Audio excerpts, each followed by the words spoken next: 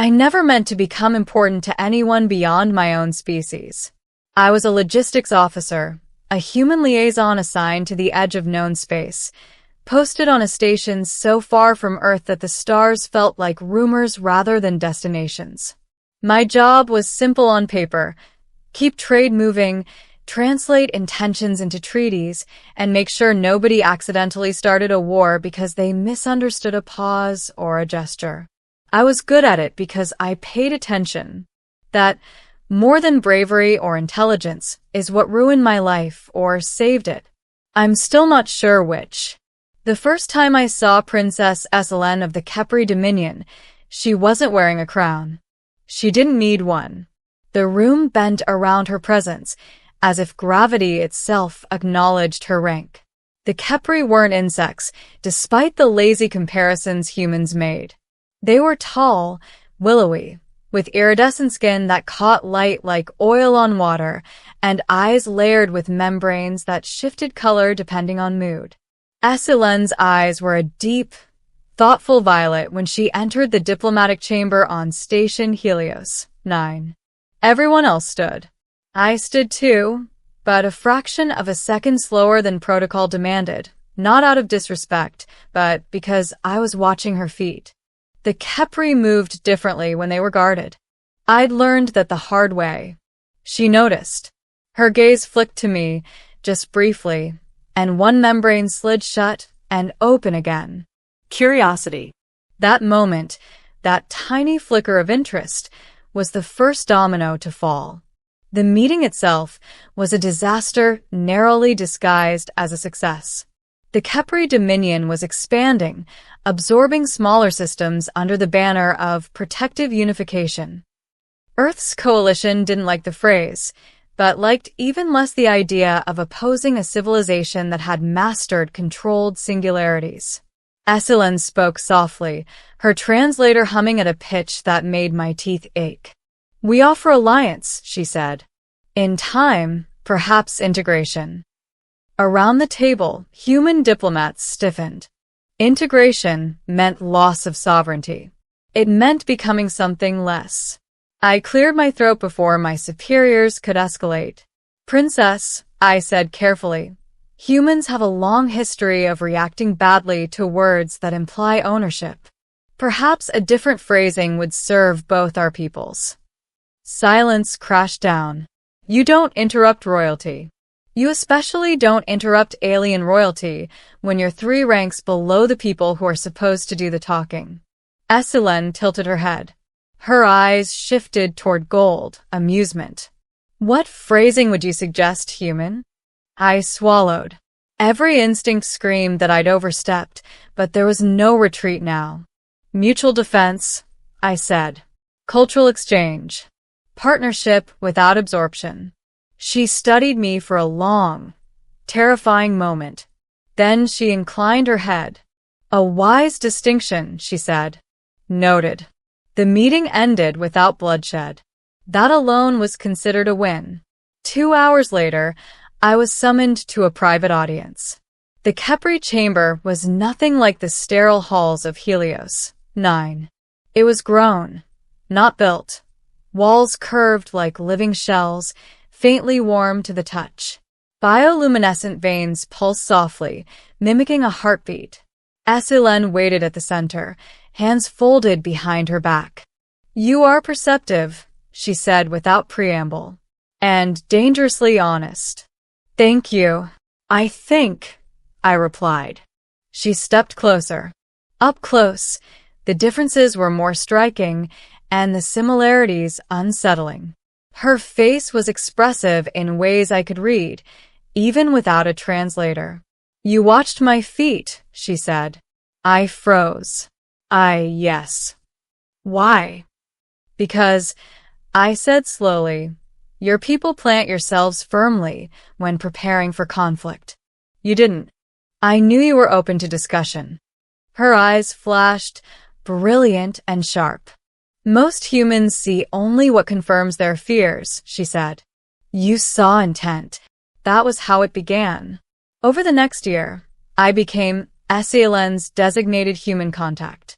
Officially, it was because I'd proven effective. Unofficially, it was because she requested me by name. We talked about trade routes and military thresholds. Then about history.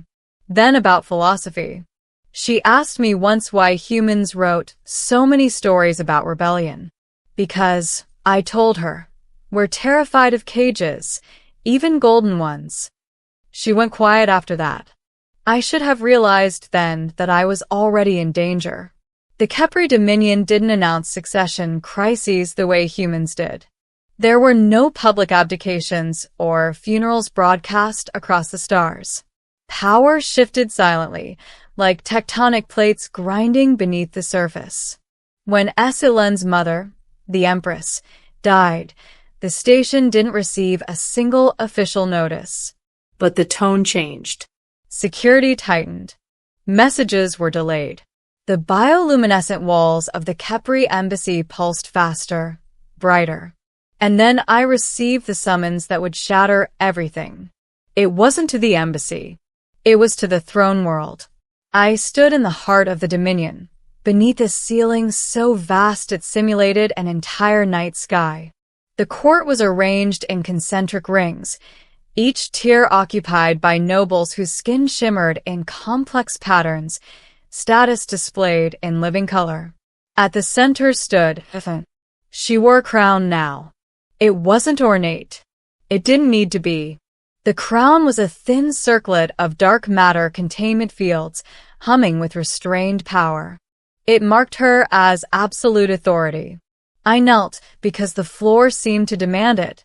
"Rise, Elias Ward of Earth," she said. My name echoed through the chamber. "This court is convened," Esilen continued, her voice steady, "to address a matter of succession, stability, and law." I felt a chill. The Khepri Dominion, she said, has never been ruled by an unbonded sovereign. Murmurs rippled outward. Our biology, she went on, requires resonance. A ruling empress must be anchored. Without that bond, cognitive decay and emotional fracturing are inevitable. I didn't like where this was going. The bond, Esilen said, is traditionally formed through marriage. My stomach dropped. And the bond, she added, must be with a mind capable of withstanding Khepri neural feedback. Her eyes locked onto mine. This human has already done so. The chamber erupted. I couldn't hear individual voices, but the outrage was palpable, colors flaring, membranes snapping open and shut. I found my voice with effort. "Your Majesty, this wasn't discussed." "No," she said softly, "because I hoped there might be another way." The court quieted at her tone. "There is none," she continued. "The law is clear. I must bind, or I must step aside. And if I step aside now, the Dominion fractures. War will follow. Billions will die." She turned fully toward me. "Therefore, Elias Ward, I offer you a choice." Every instinct screamed at me to run, but my legs wouldn't move. "Marriage," she said, "or death." The words hit like a physical blow. The court watched, rapt. "This is insane," I said hoarsely. "I'm human. Your people will never accept me." "They will," a son said, "because they must. Or they will kill you themselves, and I will follow you into oblivion." That was the part she didn't say out loud, but I heard it anyway. "Why me?" I demanded. Her eyes softened, shifting to a shade I'd only seen once before. "Because you see me," she said. "Not a symbol. Not a threat. A person." The chamber felt impossibly small. "If I refuse," I said, "you execute me." "Yes." "And if I accept, I become a political hostage, a living weakness." "You become my equal," she corrected. "In private. In public, you will be scrutinized, hated, and blamed." I laughed once, short and bitter. "You really know how to sell it." Her mouth curved slightly. You have always appreciated honesty. I thought of Earth, of blue skies and oceans, of a life that, while unremarkable, had been mine. I thought of the alternative. How long do I have? I asked. 1 breath, she said. The court leaned in. I exhaled. I accept, I said. On one condition. A dangerous flicker crossed her face. Speak. No human subjugation, I said firmly. No forced integration. Earth remains sovereign. Always. Silence. Then Hélène turned to the court. Let it be recorded, she said, that the bond is formed not through conquest, but covenant. The crown flared, light cascading downward like falling stars. The bond was indescribable. It wasn't pain exactly. It was expansion. My thoughts stretched, touched by something vast and ancient. I felt her fears, her resolve, the crushing weight of responsibility she carried. And she felt me, my doubts, my stubborn refusal to bow quietly, my unyielding belief that power existed to serve, not dominate. The court recoiled, some in horror, Some in awe. In that moment, I understood the truth the Khepri had hidden even from themselves. The bond didn't weaken the Empress. It stabilized her. Human minds weren't just compatible. We were uniquely suited. The years that followed were brutal. Assassination attempts. Political sabotage. Endless ceremonies where I stood beside Hélène, smiling while knives hovered just out of sight. I learned Khepri law. They learned human unpredictability. Slowly, resistance faded, not because of force, but because the Dominion didn't collapse as predicted. It adapted. Trade flourished. Border wars ended. Smaller species petitioned for protection willingly. And Hélène changed. So did I. One night, standing beneath that vast simulated sky, she took my hand, not as empress, not as princess, but as a woman exhausted by the weight of stars. You chose life, she said quietly. So did you, I replied. She studied me for a long moment, eyes warm and steady. History will say you were coerced, she said, that you were forced. History can say what it wants, I said. I know the truth. And what is that? She asked. I squeezed her hand. That sometimes, I said, an impossible choice is really just the universe daring you to change it. She smiled fully, openly, for the first time since I'd known her. The princess had given me an impossible choice. Marriage or death. I chose something else entirely. A future. The final test of my choice came 7 years after the wedding that shook the Dominion. By then, I had stopped flinching at titles. Consort. Anchor. The human constant. None of them felt real anymore. What felt real was the weight of a civilization that no longer teetered on the edge of collapse every time Hélène closed her eyes. The bond had done more than stabilize her. It had changed the Khepri understanding of rule itself.